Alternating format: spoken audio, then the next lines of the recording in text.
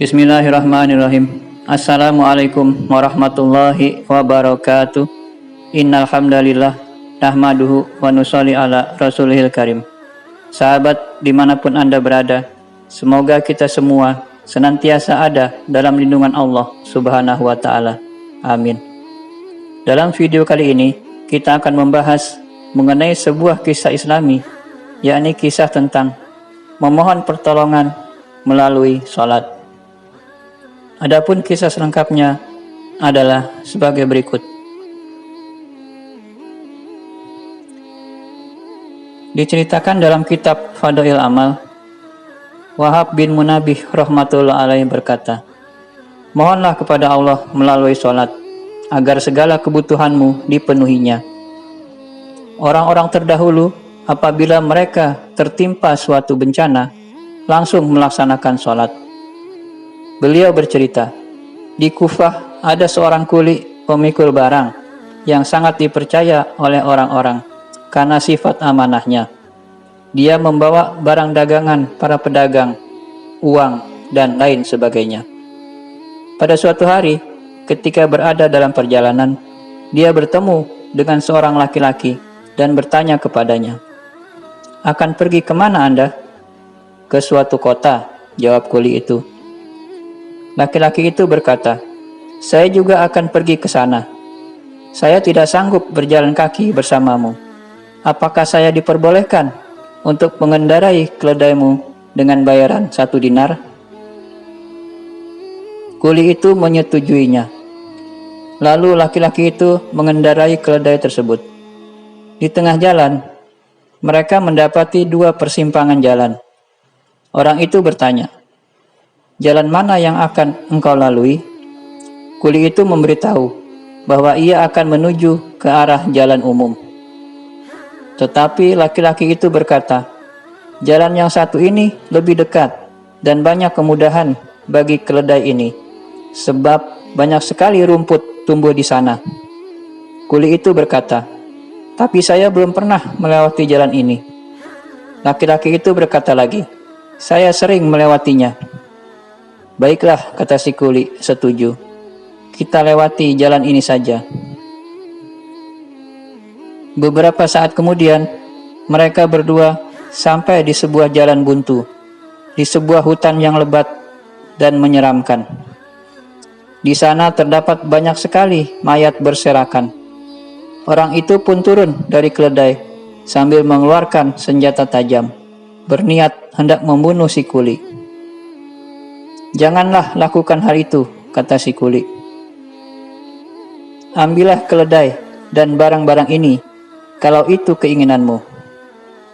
Tapi jangan bunuh saya."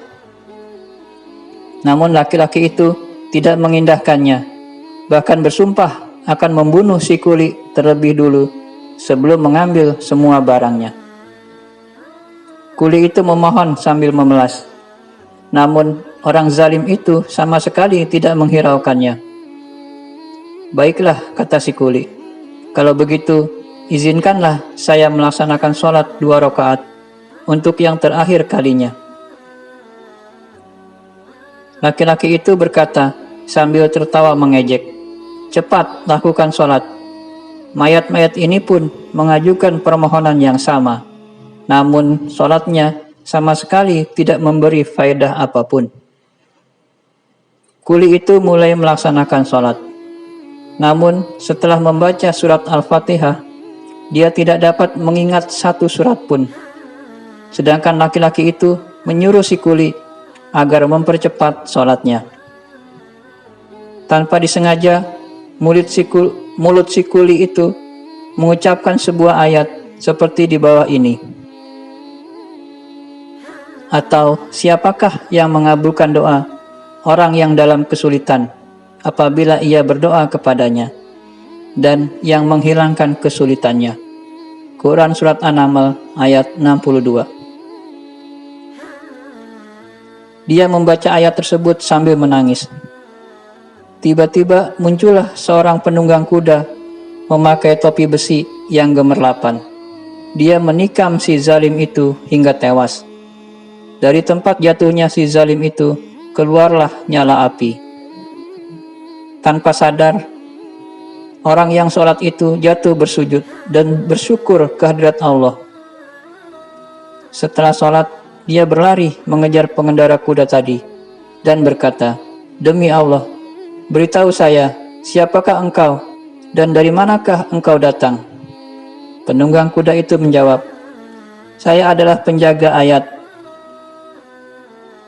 Atau apakah yang mengabulkan doa orang yang dalam kesulitan apabila ia berdoa kepadanya dan yang menghilangkan kesulitannya?